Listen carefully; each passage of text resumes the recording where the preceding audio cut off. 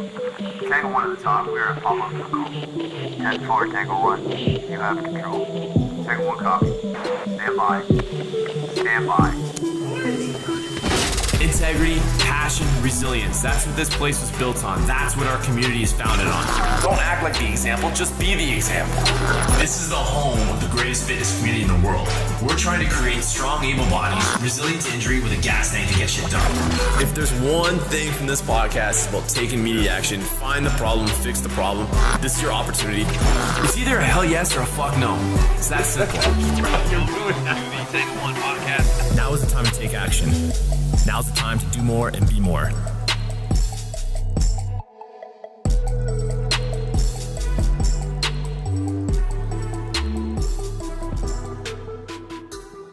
It's like a free bath for my feet at the end of the day. I try not to judge. Welcome to the podcast, I guess. Like, Hey. on that note, we got a Thanks for having me. cellophane. What'd you say? Anatomy wrapped in cellophane? I'm just anatomy draped in plastic So wrap. for those of you on YouTube, turn the contrast down a little bit. Give Tyler a hand here. Please do. Well, For your own sake. Welcome to the Tango 1 podcast. I'm your host, Tony Smith, and today my guest is Tyler Ray, Jump Guy Ty, they call him on Instagram. He's been in the fitness industry a while. We're going to talk about all that stuff. I just really appreciate you coming on here today. It was kind of a nice little pre-chat with you about homeschool and things like that. So wherever this goes today, we'll see where it goes. But I'm welcome into to the show. it, man. I love chopping it up. Appreciate you having me on. Love the set. Big fan of the tire. Foot up. I'm relaxed, man. Let's get into it. Whatever you got on the agenda, I'm for it. I really don't have it much of an agenda. Okay. So, like, I guess one of the first places we start is like kind of cool story about you and how I came to know you without really knowing you was that you were one of the first local podcasts, probably the first local podcast I ever listened to. Right was on. your old podcast with Mike. The full depth. And Bobby was on there for a bit, and Yep. Mike, who we took over the Windsor gym with, and that's kind of like how you and I came to meet through some other things later on. But I love that. You guys were ahead of the game if you would have kept with it. I wish I would have started this one way back then. It'd be like, because that's when you can have that major growth, right? Yeah, you know what? We at that point, we just kind of didn't necessarily know where the trajectory of the podcast was headed. It started off as, a more general fitness podcast, chopping it up with my buddy Mike. We kind of got into the CrossFit space a little bit. And I think at that point it was like we kind of just lost our momentum and just moved on to other things. But I've been in the podcast game for a little bit. Had another podcast called The Penultimate Podcast, which was kind of my own thing, which was more like sport performance and things of that nature. But yeah, I'm very comfortable with the microphone in front of me, and I can see you are as well. Yeah, the microphone. I mean, I what I loved about that podcast too is it's probably a lot more difficult than back then too, because that is 7-8 years ago, probably, right? Don't do that to me, man. No, honestly, we're both. I'm old. I'm very old. How many years? That would have been in 2013, 14. So right, even more than that, probably 10-ish years Yeah, ago. because like my staff, 3 of them, my wife and 2 of our team, I've started a nutrition podcast, and I think that they thought it was much more difficult. Like, what Irv does with editing makes it more difficult, but at the end of the day, like, just put a microphone and talk, and even I could upload it too. Absolutely. Now, but back then probably not so much. Yeah, it was the YouTube. We did the YouTube thing as well with the videos, and thankfully I had a bit of editing acumen at that point, so I was able to clip up some things, make them look half decent. But at the end of the day, it's an audio clip and a couple platforms, and people like to sit down and listen to other people chat. I'm addicted to podcasts myself. So Yeah, I love in the them. car all the time. And I love like what you said about listening to people chat. I'm not a big fan of and then what did you do? And then where did you go? I like when it's like an Question actual one. conversation. Yeah. I used to have like almost like a scripted, and then we just completely abandoned it, and it's been the best thing ever. But I think that comes with comfort and getting kind I think of it used does to as well. It's like you start to realize, just the nature of what this is. I think you can be overwhelming at the beginning when you see lights on you and cameras and microphones. You feel like you have to fit into some sort of archetype of show setup. But at the end of the day, it's 2 people sitting down, and if you can blank out what's going on around you, you can get into some pretty cool conversations. Yeah, that's actually the lights have zero purpose in this room. Other than Except for highlighting how Well, see-through and clear I am. we don't need them for the actual scene. Like, it doesn't make much of a difference. It actually provides a better environment where we can tune out what's around us so that perfect. we can get into Just it into our little nook. and I talk. also love the aesthetic in here, like the exposed seal, like the roof joists here looking nice. The nails reminds me of like my grandpa's workshop, where like he's like, hey, watch your head on that. There's nails sticking out. Yeah, of the we're roof. very like faux nice in here. love it. This wall here drives Irvin crazy. Like the one, look at, I could see outside right there. The bees come through here in the summer. I love the blown insulation look. I think Yes, it's a big. that was to probably stop the bees, but it didn't work at all because No, this is apparently good. we missed a few I'm gonna cracks. talk to my wife about redoing our bedroom wall like this. This is nice. It's like an industrial aesthetic. Yeah. Yeah, I'm into it. Yeah, probably gets the ladies turned on. My wife loves it. You know, she can't. What she would love in the bedroom, I'm sure, right? Like, Hey, whatever tickles your fancy. she liked it more when I had my like trophies up here, but Just gotta put on a construction vest. yeah, exactly. Right? At the end of the day, Exactly. you got one of those in the closet. Don't trip. You got one of those. All right, so let's talk about Yeah. jump guy Ty a little Jump bit, Guy because Ty. it is pretty. I think it's a pretty cool story. The what I know of it, which makes it even more interesting to talk to you, because I don't really know a lot of the backstory in it. But like every business coach, all the social media Instagrams, find your niche. Mm-hmm. And I think if there's anybody, like you could say my niche is powerlifting, but that's so broad, right? Like you are literally like, I make people jump higher. Like I don't know if there's anybody that's kind of with more of a specific niche in at least the fitness industry. How did this all come about? Like, Yeah, it's a sliver, man. It's like you cut my cake a little bit smaller. No smaller than that. That's me. Jumping, I think, on the broadest scale for me was something that I've been obsessed with since I was a kid. I remember growing up, and we had a basketball net in our backyard. I was obsessed with Michael Jordan, like every other kid growing up as an athlete. And I mean, I would pass up going to play basketball with my buddies to stay at home and go in the back and put the net down and try to dunk a basketball. And I would legitimately do that, like I was training for some arbitrary event in the near future that didn't exist. But I was obsessed with jumping, and anything to do with sport that involved lifting my whole body off the ground. It was this kind of innate feeling of freedom and power and finesse, and it stuck with me all the way through my athletic career, all the way through university. I was a track athlete, multi-event athlete, jumping as part of that, and transitioned into becoming a professional show dunker. I actually was paid to travel around the world and jump really high and dunk basketballs in front of crowds, do contests, and it allowed me to kind of express my love for this movement pattern, which was jumping. So did you play basketball? Like grade school, high school, college? I played basketball all the way through high school. I played like more, high level intramurals and men's league stuff. Actually, or behind the camera, we played basketball together for many years as well. Basketball was something I enjoyed, but it wasn't something that I liked as much as just the skill of dunking. And that, I think, is a synopsis of why I ended up in this realm of jumping. Is I'm a skills person. Like I like to learn an individual skill, try to master it to a degree, and then find another one. And it doesn't have to be the entirety of the sport. It's something within it that I become obsessed with. And I think that, the obsessive mentality is the catalyst for it all. And I took that and my kind of love of training and educating and coaching and merged the two worlds together and found social media, and it took off. It was one of these things where I didn't know there was necessarily as big of a market and need for it as there was, but it's led me to the point where I'm at now, where I'm able to travel around the globe and open facilities and teach people how to jump, both from a technical standpoint and from the athletic performance standpoint. So do you feel like you learned how to jump through the science of jumping, or that like it was kind of like you're like, oh, I'm kind of good at jumping, I'm gonna like dive in more to the science of maybe what I've done? Because I think about that a lot. Like, I'm pretty strong, why am I stronger? I think it's because I did all these things as a kid, and then how you could recreate that. Is that kind of, I think yes and no. So I think chicken a combination, before the egg kind of a combination of both. I was always a natural athlete growing up. I think I was able to pick up most sports pretty quickly.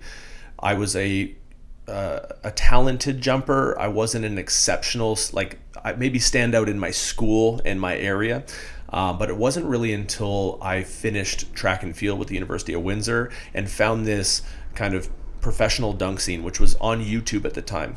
And there were these guys that were, I mean, they're jumping and putting their head up at basketball rims, and they're 6 foot, 6'1" tall.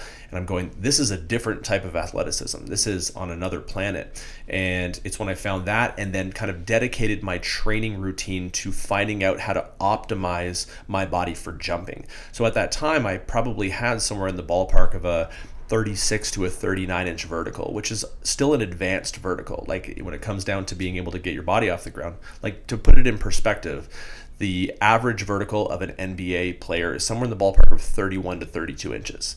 Okay, so people would think of the NBA and be like, these guys jump out the gym. But in reality, I mean, the height is what gives them that allure of being above the rim. But vertical jump is that low 30s. I was in the mid to high 30s. I dedicated almost 2 years of my life and was able to get up to 48 inches. So I found a way to take my base level ability to jump. And how tall are you? Sorry. I'm just under 6'1". Just under 6'1". So I went from, jumping 36 to 39 inches to being able to touch just under 11 foot 10 inches, which put me at about a 48-inch vertical. So hitting my head off the rim and things of that nature, putting me into more of like this elite category of jumper where I was able to get paid to impress people at the end of the day. But it was a combination of training in the gym in a way that was kind of biased toward, facilitating the jumping versus general strength and fitness, and finding a bit more of a focused effort, and then combining that with refining the efficiency of the way I move. So I think the industry has always viewed jumping as more force and solid body composition, right? Fat doesn't fly at the end of the day. But that works until it doesn't.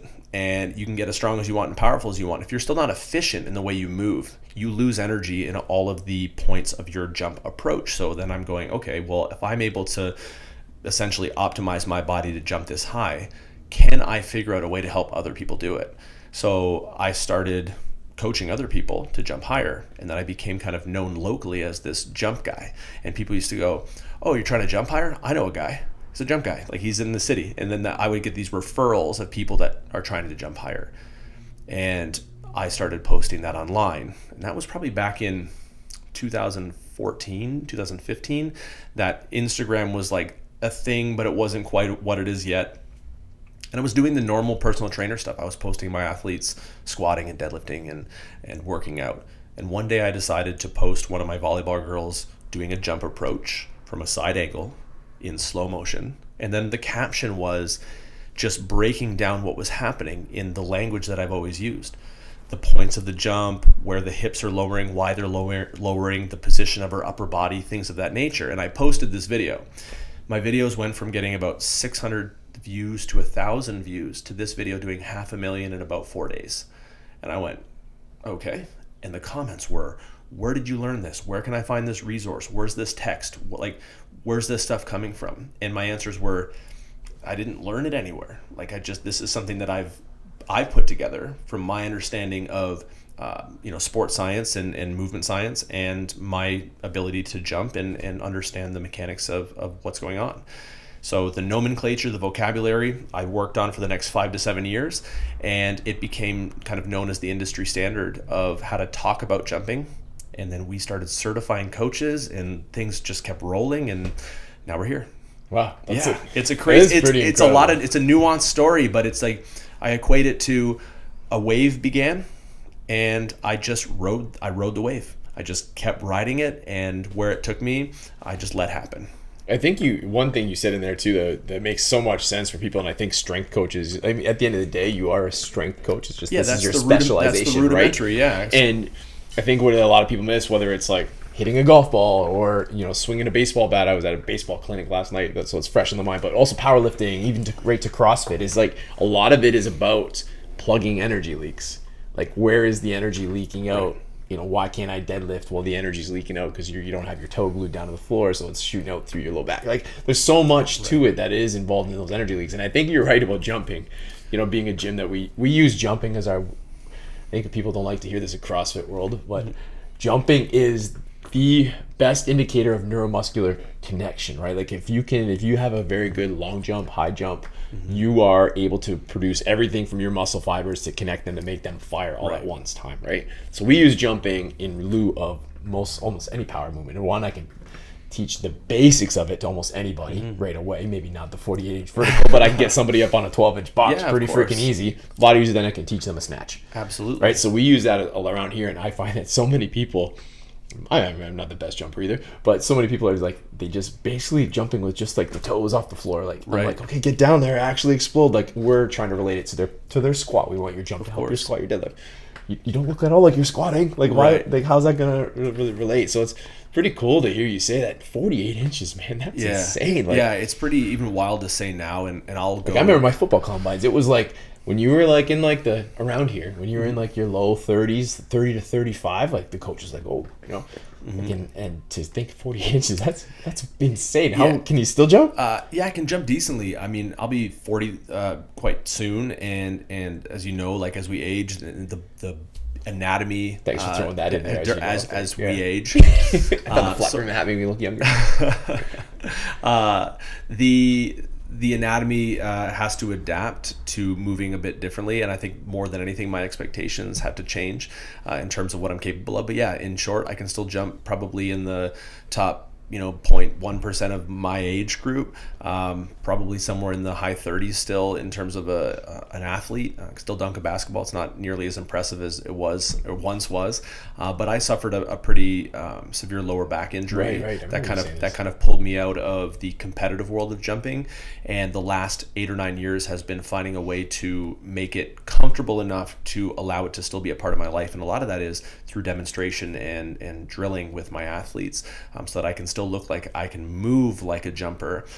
Even though I could teach this completely from a chair, I'm an animated coach, right? I have to be showing them shapes and positions and behaviors in order for it to be as effective as it can. There's got to be a bit of a succession plan in your coaching as well. It's not succession in terms of like I'm handing my business to this guy, but you do have to realize, like, when I first opened the garage gym, I was capable of much more physically. Like, I could handle more, I could do more often.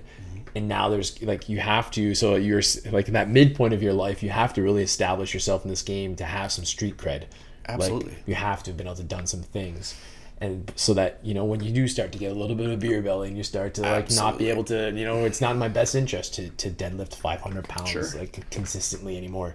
But you have to have that. There's a proof of concept there, right? And you have to have that. Now I have to also get in my head like how I'm going to relate to this kid when I can't just get down next to him and throw down. Right. No, so that's got to be a challenge with jumping for sure, because I'm finding like my power game of my sports is diminishing faster than my strength component. Absolutely. For me, it's a volume game. It's just understanding that I can still jump, but I don't have the capacity to jump at the volume I once jumped, right? So where I could a couple times a week get 100 full jumps in on both sessions. Now if I go and jumping is a part of my week, it's like I'm demonstrating 2 to 5 jumps in a session, and just making sure that the rest of the time I'm moving through the patterns and showing them positions without the velocity and impact that's associated with kind of full jumping. So it's tough because it's part of who I am. So I'll still pull a basketball rim down to 8 or 9 feet just to like get the feeling of like flushing and the the actual feel of dunking a basketball, and that's just for my mental health. I think at the end of the day, it's like you still want to squat. Maybe you can't do it at the level you did before, so you'll throw a plate on either side and just move through the pattern just to kind of give you that little taste and satisfy that part of who you are. So I remember I'm not that I'm a jumper by any means, but Irv and I played high school basketball together too, and I remember I blew my knee. Do you remember that? And so, anyways, part of the rehab to that was probably the first time I had always lifted weights. However, I didn't spend much time, doing the right accessory movements or being very specific to, the knee, they're not reconstructing my knee, but it was, we're working on hamstrings, we're working on quads, right? Right. And I came back from the rehab. And I remember the first time I went up, just standing under the rim, we were all messing around, and I jumped off 2 feet and I grabbed the rim, and I was like, "What?" Like I couldn't even do that from a running start before, let alone hang on the rim. But it was like man, just by like really focusing on these little, and I think a lot of parents, I know you guys, we're going to talk about what you guys got going on with the basketball thing right now, but a lot of parents are very, you watch on Instagram and they go to these places, hockey parents especially, and because hockey's so popular and prevalent around here, is like they see these things on Instagram. It's just a guy. This is it. He's making your kid a better hockey player by having you run back and forth through some fucking cones. Yeah. And like they misconstrued that as actual athletic development when I think the roots of that power game has to come from some significant like strength, absolutely, and also the stabilization of those joints so that these children absolutely can jump, because I'm sure like we see like with women athletes in particular, the knees are going to dive in, boys too, but women just a little bit more prevalent. I think to extrapolate on that thought is that's kind of my role is as the educator in this space. I get people that come to me and go, my kid wants jump training, jump sessions, and it sometimes pains me to hear it explained that way, like, it's jump training, because jump training I think is so misunderstood in the industry, at least done at the right and the high level, is that jump training is intelligent progressive strength and conditioning with a bias toward vertical jump protocol. So it's the things that comprise building the resiliency in the jumper. So I spend a lot of time doing many things that don't look like a jump that train a jump, and that's the mentality that I have to, or at least the mindset I have to instill in these athletes and their parents, that you're going to train with me and you're not going to do as much jumping as I think you believe you will out of the gate, and it's going to make your jump go up. Like you're saying, we're patching energy leaks. We're trying to transition as much horizontal momentum into vertical lift as possible with the least amount of distribution of wasted energy. And that comes down to the joints being able to withstand shearing forces, the hips being able to withstand shearing forces and linear loading forces. Jumping is violent. It's super violent. And you'd actually be like, you'd be doing them a disservice by taking some kid and making him jump do like you said, all day long. Like, let's do 100 jumps right now. We're gonna get you like these the end kids of the day, jump the more so you jump, much. we'll make you and they're all still playing their Right. sports, which is like, I think a lot of people come in here. We have a team program going on right now. We just started it back up, and I want you to make my kid faster, more agile, and it's like that. we can increase the efficiency of how your child moves, which will. Like if we can increase the efficacy of your sprint, we're going to make you a faster sprinter. But our bigger goal is to make sure that they're capable of handling the necessary training for that sprint. Right. The getting your elbows and driving the knees and all those things. We can fix that, those technical parts. Like pretty easily to increase them a little bit, but if you really want them to be like elite or like at least in that top 20% when they go for their tryouts, and these are the things we need to do that are kind of fucking boring, right, and which the other coaches are not telling you, because you're not gonna see that the shit we're doing right now to get kids stronger, or like you're talking about building, isn't gonna show in 10 days. It's gonna show in like a year or 3 years, or maybe not even show at all until they blow their knee when they're 18 years old and they're not even around you, because of the shit they did at the volume they're doing at such a young age now. Right. And that's the cool part about what I do as well, is like that is all 100% correct, right? We're trying to get them to buy into the consistent long-term investment of time into becoming a more robust and complete athlete, period, right? And that is strength training, power training, stability, mobility, flexibility, the entire package. My entire business is a 360-degree approach to athletics, which is strength training, but it's like mindset, it's technique, it's everything that the entire athlete requires. The cool part about the technique side of things, and this is where I've positioned myself, is I can pull someone in and find them 1, 2, 4, 5 inches of vertical in 10 to 30 minutes because it's already in them. Right. So what we're doing is we're just exposing that dormant energy that's not being able to be expressed through better position, but more importantly, better jump behaviors. So working on the premise of behavior. Where and when do you get fast? Where and when do your hips lower in your center of mass? Why? Are you accelerating through your jump? Are you accelerating to the point of your jump? So there's all of these components that we can really get a lot out of an athlete immediately, which is the most powerful thing for buy-in, right? And as a coach, is that absolutely. The moment you get an athlete experiencing that momentary feeling of empowerment, and they leave a session with like the eyes wide and the big smile, the next time they roll in, they're like, I'll do whatever you say. I'll do it.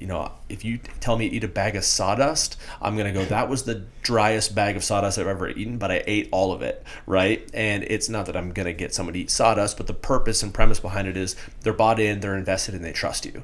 And that's what I need people to know when they become my athlete and their parents, is that I'm trying to help your athlete become a better athlete. More importantly, I'm trying to help them grow and navigate the journey of athletics. It is which true, is bigger. that buy-in, which is hilarious because John Pico.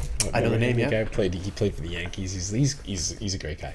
Anyways, I remember watching him just adjust the kid's arm position just by just at literally this much, and the kid's miles per hour went up 2, right? And I think people too you have to realize is okay, when you make those small adjustments, we're going to get that boom, that little spike. Yeah. And then, as you become more efficient, it's going to be harder to make, gains, right? We get that immediate periodization. And then you have to build the perspective. Right. Right. And that's what I find the hardest is day people one, lose 10 pounds in their first 3 months here, and they're like, I've only lost 2 pounds in the last 3 months. Well, I'm like, well, you don't have as many pounds left to lose. Okay, you're 10 pounds in 2 weeks. Your body's more that's efficient. 20 pounds in 1 month. Yeah. That's 40 in 2 months. Exactly. I am at my ideal weight in 6 weeks. I mean, even me with business. I remember our first time we made a significant amount of money in a month. I'm like, okay, that means I'm going to if we're going to keep increasing by 30% Perfect every year, linear I'm going to be progression. making $2 million by 2023. Well, guess what? Yeah. I missed. Yeah. I missed, right? But we're all guilty of that in Absolutely. a certain way, that's for sure. So I think, we're all doing the same thing. I just happen to have a unique niche where I'm able to expose people to very quick results that give them that kind of immediate buy-in, which I'm super excited about. And I'm obsessed with. I love doing it. That's awesome. All right, let's talk about the basketball facility you guys got going. Not the one in your house. I showed my boys a picture of that. They're like, what is that? I'm like, we're the old ghetto family that has a basketball net in our driveway. Oh, man. But that's a beautiful setup. But no, the setup you guys got going with Irv and tell us where, when, everything. Absolutely, yeah. So we, I think we're in what we call our soft launch phase right now. Skillz Factory is a 12,000 square foot facility in Windsor, Ontario, Walker Road. We're actually located inside the City Market building, so it's 1030 Walker Road. The entire left-hand side of that building has been retrofitted into a high-performance training space, which is a combination of performance in-gym weight room type of training, and we have 1.5 basketball courts as well. So the intention behind the facility was to provide kind of all services under one roof. So on court and in gym training, so you can have a hybrid setup. Athlete can go from training with me for an hour into training with one of our skills coaches for an hour as a basketball player. We obviously offer training to more than just basketball players, but the ease of being able to make that transition and the exposure to the high level coaching that they're going to get in a very sport specific setting is something that I'm incredibly excited to be a part of. Project Pure Athlete, which is my company, is exclusively the performance side of things, and our system is now already servicing over 20 athletes within kind of the first few weeks, which is awesome to see athletes just onboarding into the program, and our basketball programs are starting to fill up. But my largest contingent currently in my performance training is volleyball. And that's always been actually my biggest space has been volleyball players. So whether you're basketball or volleyball, you're taken care of once you come through the doors. Yeah, I mean, I would say, I think as this grows, you guys are just going to see athletes in general coming, because I don't know that I've ever met any athlete who got worse by being able to jump higher, move more weight, or run faster. Exactly. And being stronger, more explosive doesn't hurt in sports. No, it certainly doesn't. So I think as you guys continue to prove yourselves, and it's funny, you are servicing people global, but still really in Windsor, how many people know about you, right? I think it's going to continue. A lot of people don't realize I'm here, and right, they find out, they're like, what? To grow, right? So I think, and then that facility still is not that many people know. So as it grows and as that organic network of people, and we all know, in sports communities, when you're a basketball guy, you know all the other basketball guys. When you're a football guy, you know all the other, and then that will start to grow. And it's funny too, because now we're at the point where it's people are coming to you, maybe not because they know that you're a jump guy Ty, but they're like, oh, that's Ty, I remember him from school. And it's now we have sons and daughters that are the right age to come and train. I find that it's happened here a lot. That it's like really has nothing to do with my fucking resume or my gym. It's more like they're like feel comfortable putting, knowing I'm going to treat their kid properly and give them an honest effort, right? And at the end of the day, that's all you can ask, right? I think it's a bonus to know that you have someone that has developed something that is recognized globally and used and trusted. That's just a bonus on top. So. I'm super excited about this facility, man. It's something that like I had been part of the brick and mortar business off and on. This is my 20th year now, working with other coaches and trainers in the city, working as an independent contractor for a long time, and then became obviously very specialized with what I do online. That's why I built the gym in the back of my new home, because I do a lot of travel training. So athletes will come in from all over the US, they'll fly in, they'll spend a weekend with me to do overhauls on their vertical jump. I'll fly out and do the same thing with them. So it was like having a space that felt very private. But when I was approached about this opportunity, it made perfect sense for where I'm at right now. And you're right, like not a lot of people realize that I'm actually from Windsor. So I have an athlete who actually started with me last week, and we were warming up. And I said, have you followed the Instagrams yet? And she said, no. Like, what are they? And I said, well, like you can follow my personal one. It's Jump Guy Ty. And she goes, wait, you're Jump Guy Ty? And I was like, yeah. She goes, I've been following you for 2 years. She's like, I love your stuff. And I was like, hi. She didn't put it together, because it's like you follow, and when you have like even just a small to large audience, right? Like you're followed by a handful of people. There's a disconnect. They're like, well, that person clearly can't be from Windsor, But yeah, she was in my warm up and didn't realize that she'd been following me for a couple of years and following my stuff. So it was really neat to be able to put the face to a name finally. That's hilarious. So like some of the other coaches you guys got going in there, like your Skillz coaches, would maybe Absolutely. just like familiarize people with that, because it might be like we said, it might be that name that kind of draws somebody in, whether that's from a friendship wise or a relationship, or just from like reputation. Absolutely. So we were fortunate to bring on the basketball side of things. So for people out there that have athletes that are looking for more skills training, so on-court training, dribbling, shooting, passing, mental IQ, we brought on Greg Cermak, who is a stud coach. He's, in terms of a performance and skills coach, is someone that coaches with the Lancers. He's also a former overseas pro. He's played incredibly high-level basketball. And just observing him, we go way back. Greg and I went to school together. But to watch him coach in his element, he's a high-level coach. He does an incredibly good job, and the athletes that are with him are lucky beyond all else to have him as a coach in their corner. So we do offer skills training, on-court training, in the gym training. We have house leagues starting up for young athletes that are looking to get some basketball runs in, play on a team that's organized. We have a lot of services that will cater to the beginner all the way down to grade 1, all the way up to a professional level athlete. Outstanding. And how many courts are in there?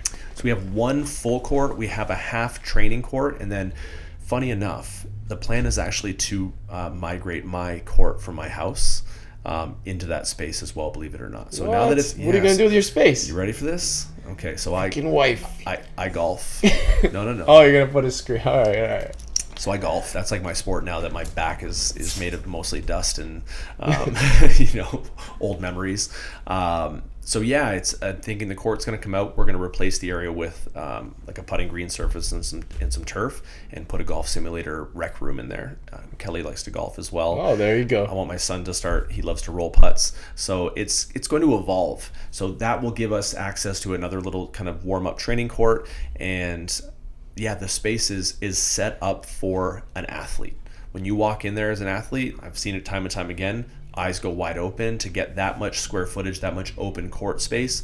I mean, as an athlete and as a coach, one of our biggest resources as a coach is real estate. When you have real estate, you got endless options. Right. So yeah, we're super excited about that. Yeah, I never say I wish I had less room. That is something right. That never happens here. You know what would be really good in this gym? If there was more stuff and less space. Yeah, some more walls and less space. And less speakers. Right. So yeah, Greg on board now. My team is growing, so I have another coach. I have a couple interns. Greg has brought on a coach underneath him as well that will deal with kind of our entry-level beginner athletes. And then the team scales from there based on demand, right? I think at the end of the day, what we're looking to do is make the facility work at capacity, and then that unique problem of needing more space will arise, and then we keep evolving. Oh, that's awesome to hear that. And I think kind of like it goes full circle hearing like when you're before we were talking about homeschooling. I think it's like such an entrepreneur type mindset to be like, you know what? I see something I don't like. I think I can do it a little bit better. I completely agree. And, you know, like seeing that there are a few sports facilities. I'm not knocking down the sports facilities. There's some great ones. You know, ETS is a great training facility for young athletes. But there's not really anything basketball specific I know about outside of like, remember there was one run out in Harrow? Yeah, for a longest time. What was the name of that guy?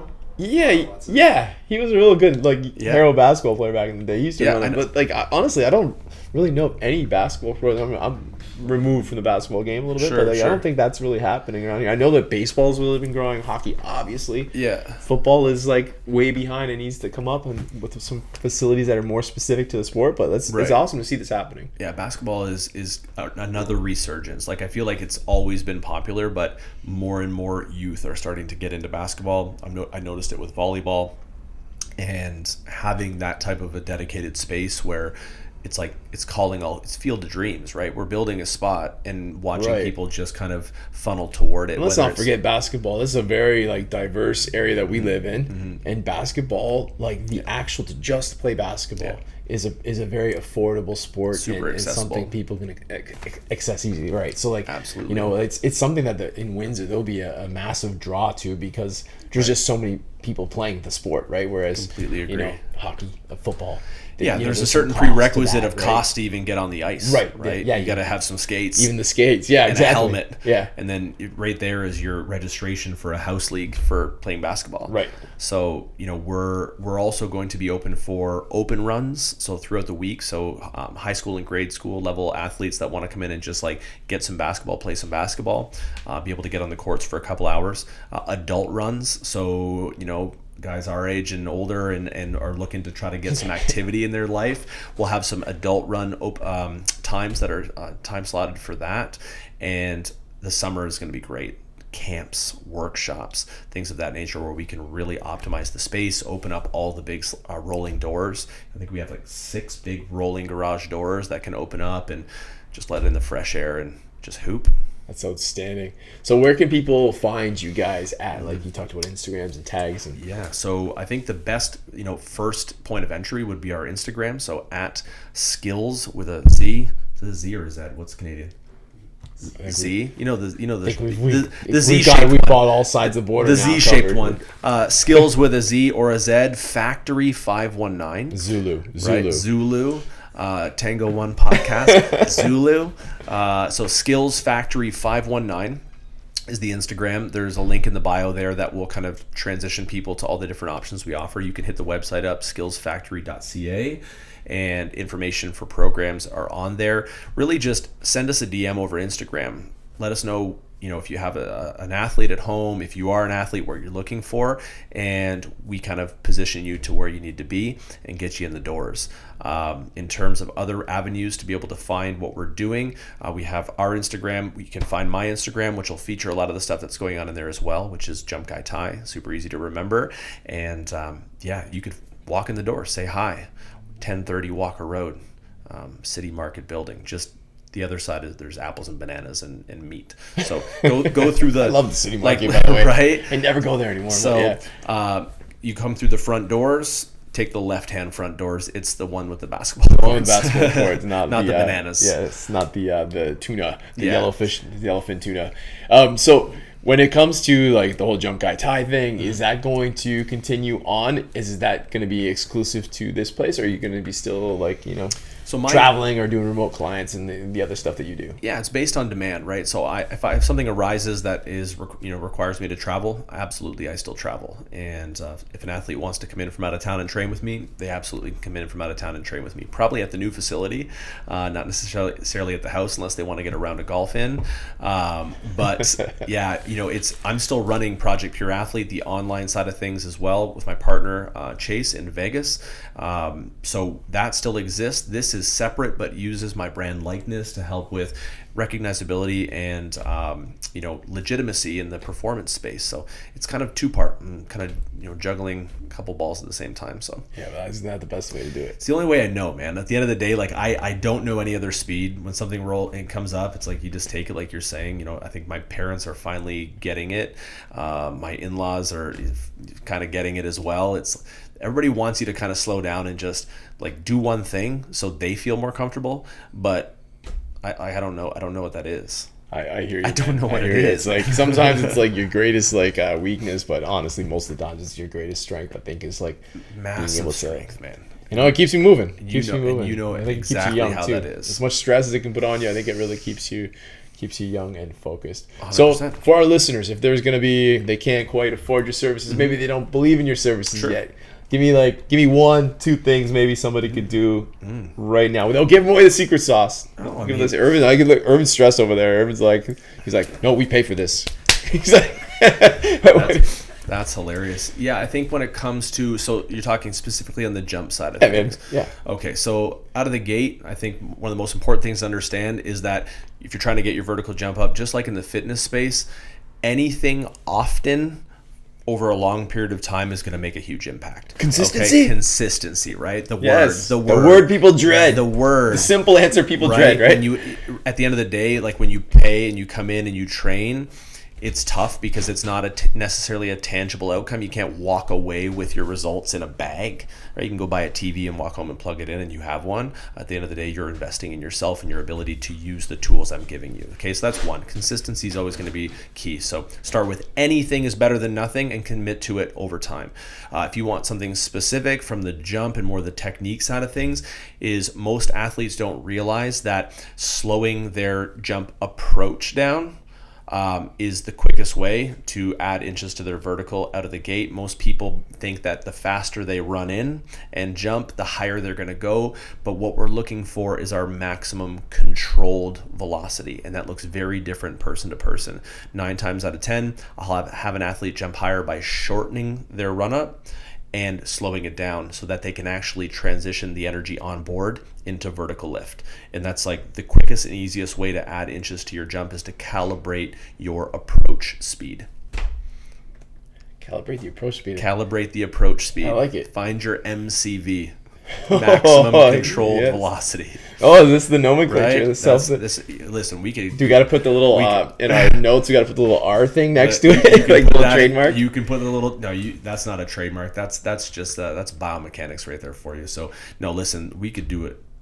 I teach a course on this. I teach a 2-day course on jump mechanics and jump technique to certify coaches. We got about 150 around the world now, and I can get into the weeds of jumping for days. Yeah, you really geek out on this thing. Like, do you find yourself happy nerd? Study, like if you're watching like a game, a football game, a basketball game, somewhere where there's a lot of jumping, volleyball?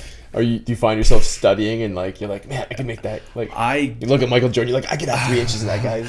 Oh, 100%. Yeah. I mean, that's like probably like any good coach is going to go and probably look at the mechanical side of things. When I watch first, Cops on right? TV, I'm like, fuck, what are you doing, man? But yeah, no, I definitely can't shut that part of my brain off. I've learned to table the advice unless it's asked for. And if someone comes to me and wants to know, I'll tell them all about it. But yeah, I mean, that's how I ended up with what I was doing, because I would watch highlights, dunk of the night, all these things, and I'd be much more focused on how they got to the highlight than the highlight itself. And that's what I tell my coaches that become certified. Pay more attention to what gets them there than there. Okay, so the dunk's cool, but how did they get there? Right. And that's like you're saying with the NBA guys, like a 32-inch vertical. Mm-hmm.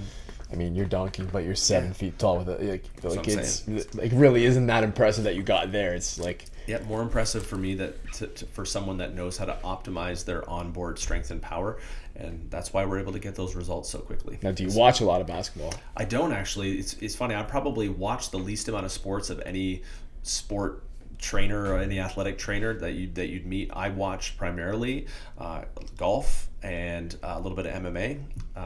But yeah, in terms of like team sport on TV, if it comes on, if I'm with friends, I'll watch, but I won't go out of my way to watch it. It's not that I March don't enjoy Madness? it. Again, if it pops on and I happen to be watching, but I won't go out of my way to watch it. I've never really been, and I'm not sure, this is probably a psychological episode that we would do. I'm not sure why I've never like got into watching sports a lot. We moved around a lot growing up. Lived in like 25 different spots, and I never really had like a team to follow, and I feel like and my dad didn't really watch sports, so I feel like I was just kind of conditioned that way. I love playing sports, but I at times really have not a lot of interest in watching unless I know the people playing, then I'm super interested in it. Right. So yeah, I'm probably like boring in that regard. When someone's like, hey, what do you do on the weekend?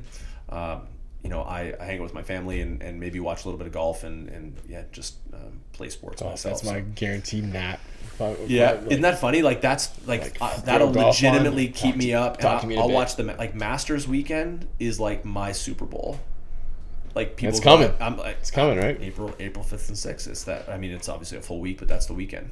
Right. Yeah, absolutely. My kids have got me back into the basketball scene. Like basketball is something I kind of wasn't watching as much lately, but man, since March Madness, it was so fun to sit there with them and like watch these games. And watching the college game is such a faster paced, more like exciting with the crowds than actually watching the NBA. So it was actually, I had a great weekend last week and I watched more March Madness last year than I have in probably the previous 5 years. Yeah.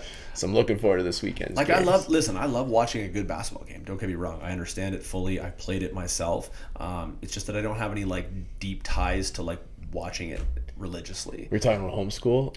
I feel like I've taught my kids too much about money lines, and point spreads, like that. I'm like, it's math, right, babe? It's math. Here's my math. She's like, that's dad math. Right, the over under for the week. Yeah. It's like, No, 4 times 45 on a 45-pound bar is 225, and they know how to what the spreads and the over unders. Yeah, they know how to add plays and over unders. That's hilarious. But no, love sports and have a deep appreciation for them, but.